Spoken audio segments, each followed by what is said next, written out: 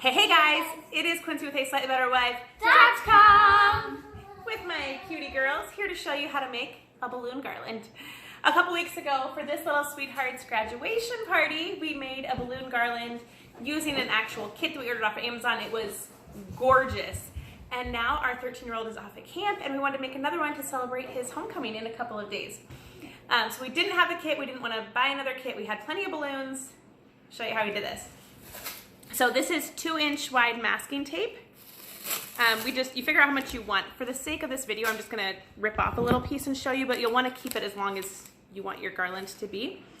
I just folded it in half, like this, so now it's not sticky. And then I fold it in half again and use a scissors to just cut little holes, into it. Hey, buddy. Oh, here's this guy too. You want to come say hi? Yeah. Hi. You got Fireman Sam there. And then you've got little holes where you can poke the balloons through. I kind of like put a fingernail through it. Yes, and he's got a hat full of balloons. That is so cute. Do you want to go sort the colors of your balloons? Oh, bless you. Do you want to go sort the colors? Yeah, I'm going to keep it in my head. You're going to keep it on your head? Okay, so you've got your little holes here. This part can be a little... funny? Is that funny, guys? This can be a little tricky, but yeah. You just get your hole wide enough to fit the end of this through. You pinch it and you pull it through. Sorry, I'm not good at putting this on the camera. And then you just want to pull it so that little knot is past the tape. Cookie, cookie. Cookie, cookie, just like that, so it holds in place.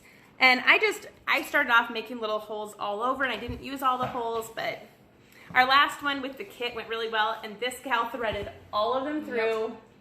Hundreds of balloons. This one blew them all up. It was quite the thing. So this was much easier. This took us, what, girls, maybe 15 minutes to make? Okay, you're gonna hold on to the hat. Yeah. If you don't have the 2-inch tape and you just have 1-inch tape or anything, I mean, if you have any type of ribbon or something you can use to thread through, that works. Just something that you can poke the balloon end through. If you have 1-inch tape, oh dear, let's see if I can find the end of it. It won't be wide enough if you fold it in half. So what I would suggest, I hate wasting tape, but I have to do it for the sake of this video, you guys. If you don't have it, the 2-inch, if you fold this in half, it won't be enough room to poke the balloon through. So just double it this way. You know what I mean? Double it, so it doesn't have to be perfect.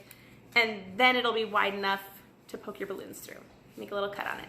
You can use a hole punch. We found that kind of difficult and it made it just a little bit too wide. So scissors are really like the perfect thing to use. And you can use markers to draw if you want to say like happy birthday. Yeah. Yeah, or if you want to like draw a face on the balloon. I'm going to show them how that works. Don't pop it in my face.